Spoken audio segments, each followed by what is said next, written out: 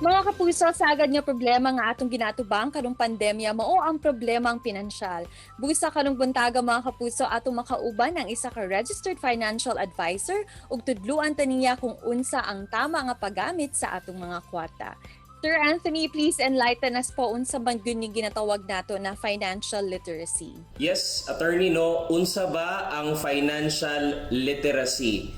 Unsa na siya ka skill set kung doon na kahimuon nga mga informed decisions alang sa imong minor o major financial choices. Ngano ba i-learn ang financial literacy? Number one, aron malikayan ang bad financial choices, no? Ingon man ang pagpalit sa mga butang nga dili day essential ana nga higayon. Meaning, ang financial literacy is for everyone. Muna siya tinuod, no? The less money you have, the more you need it to have it in your life. It's a lifelong skill to survive in the middle of the crisis. Ngano di ay ang hisgutan ni? The number one is to survive to live a simple yet a sustainable life. Usab-sab kini ka pamaagi aron makaprepare ka sa uncontrollable situations, no, sama sa emergencies, sakit, wala imong source of income, especially karon pandemic, no, aron makaprepare ta sa possible next crisis. Ang worst is death, especially breadwinner, no? Is there any member of their family who can replace the quality of your job? Or do you think kaya mag-survive sa imong family in the next 5 years pag wala na ka? So, usahay na yung mga misconceptions, no, about financial literacy. Ang ilang ginaingon, di man ko adunahan o makoy kwarta. Pero dili man ni para sa kuha nga skill kay pandato ra man ni siya, which is dili. So muna siya, attorney, ang angay nato i-consider. Unsa ba ang tama nga pag-manage sa atong kwarta? Na, attorney, nindot kay na siya nga pangutana, no? Number one is to improve your cash flow. Imuha na siyang abilidad sa pag-earn o kwarta. Hasta ang pag-control nga nagagawas sa iyong kwarta. But pasabot, you improve your income by improving yourself. Unsaon ba ang pag-improve sa imong knowledge on cash flow? Simple lang, basa kag libro, listen to podcast that offer relevant skills nga ma-apply nimo into digital platform.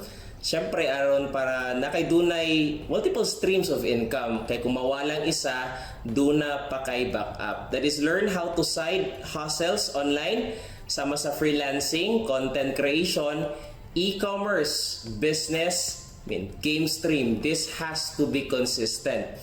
Number two is to protect your income. Need nimo i-protect ang imong income, attorney, no? Especially sa mga millennials, para na kay peace of mind while reaching your goals. So, saan ba pag-protect sa imong income, no? Number one is, pinaka-basic is to create emergency fund. That is 3 to 6 months of your income. Ang purpose is, in case mawala ang imong source of income, doon na pa kayo 3 to 6 months to sustain the needs of your family. Second is, have an adequate life insurance. Guaranteed na siya, no, nga proceeds. Paingon si mong family in cash. Ang next is complete medical fund. Apila diha ang HMO coverage, medical conditions nga mag-prevent sa imo sa pagtrabaho.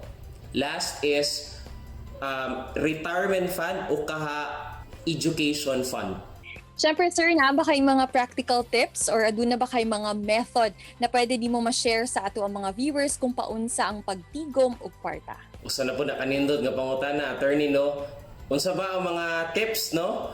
Number one, ang pinaka-common is ang ginatawag nato nga 50, 30, 20 budgeting method. Perfect ni siya sa katong mga naa na joy sweldo. 50, take home pay na nimo or net income.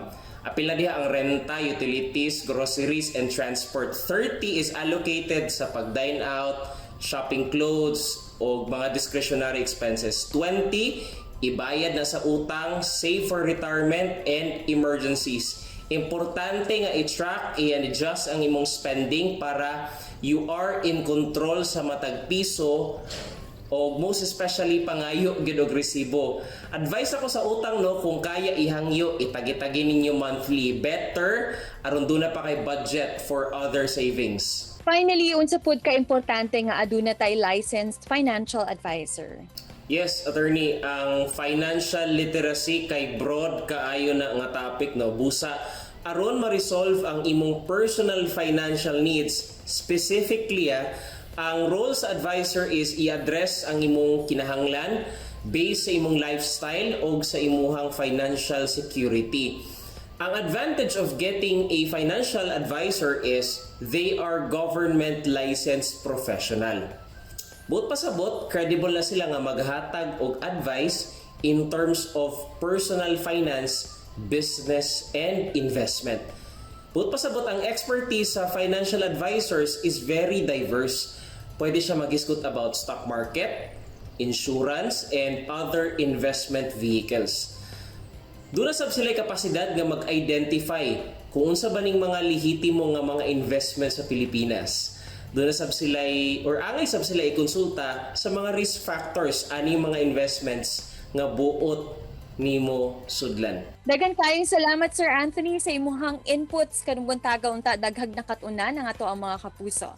Dagan kayong salamat. Thank you sa attorney ug sa inyo GMA. Kini ang At Home with GMA Regional TV.